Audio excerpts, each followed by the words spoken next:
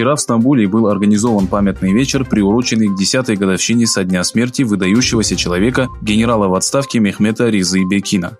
В программе приняли участие уйгурские и турецкие ученые, историки, представители неправительственных организаций и простые граждане.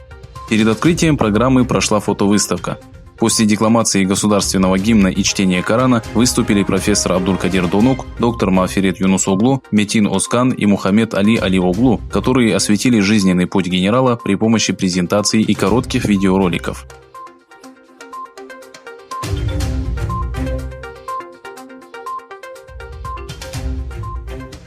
Международные медийные организации издали документ, содержащий личные данные произвольно задержанных и направленных в лагеря уйгуров в провинции Хотан и причины их ареста. Документ, названный списком Каракаша, содержит информацию о 311 уйгурах, причине их ареста и геолокации лагерей, в которых их содержат. Более 30 международных медийных агентств, включая BBC, New York Times и CNN, опубликовали данный список, в котором содержатся доказательства репрессий и геноцида в отношении уйгуров. Секретные документы китайского правительства, проверенные международным консорциумом журналистов-исследователей в ноябре прошлого года и опубликованные газетой Guardian, показали, что сотни тысяч уйгуров и других тюрков, содержащихся в лагерях перевоспитания, подвергались пыткам и промыванию мозгов.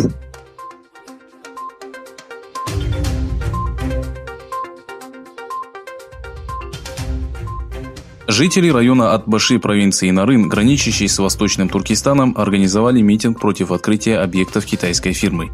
Более 1000 демонстрантов скандировали антикитайские лозунги со словами «Мы не пустим Китай на наши земли». Граждане Киргизстана потребовали прекратить продажу земли китайским компаниям. Управление полиции Нарынского района сообщило, что более 100 дежурных полицейских поддерживали общественный порядок во время протеста. Страны Центральной Азии одна за другой начали попадать в долговую ловушку, названную китайскими властями «Один пояс, один путь».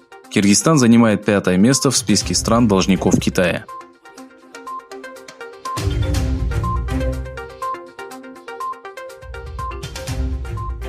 В связи с эпидемией коронавируса ежегодная законодательная сессия Китайского народного конгресса, в котором заседает 3000 представителей со всех регионов страны, будет перенесена. Исполнительный комитет соберется 24 февраля для рассмотрения предложения о переносе ежегодного конгресса, который должен начаться 5 марта. На данный момент число китайцев, умерших от эпидемии коронавируса нового типа, увеличилось до 1869. Согласно заявлению Национальной комиссии здравоохранения Китая, число случаев увеличилось до 72 436. Состояние 11 741 инфицированного крайне тяжелое. В свою очередь появились сообщения о том, что количество заражений в Восточном Туркестане достигло 75. Однако специалисты утверждают, что власти скрывают реальную ситуацию.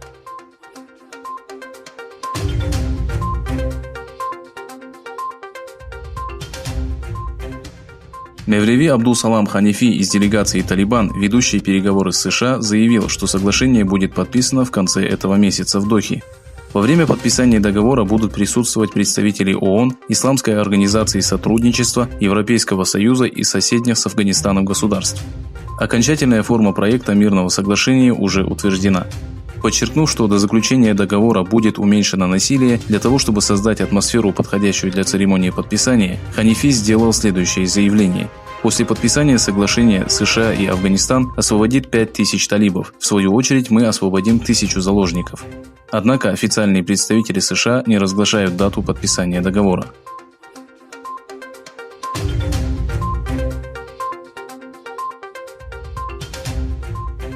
Во время митинга в пакистанском городе Куэтта прогремел взрыв. По предварительным данным, 7 человек погибло, свыше 20 граждан получили ранения. Местные СМИ сообщили, что причины взрыва, прогремевшего перед Ассоциацией журналистов Куэтты, являющейся столицей штата Белуджистан, неизвестны. В результате взрыва было повреждено большое количество транспортных средств и зданий. Район происшествия оцеплен, ведутся следственные мероприятия.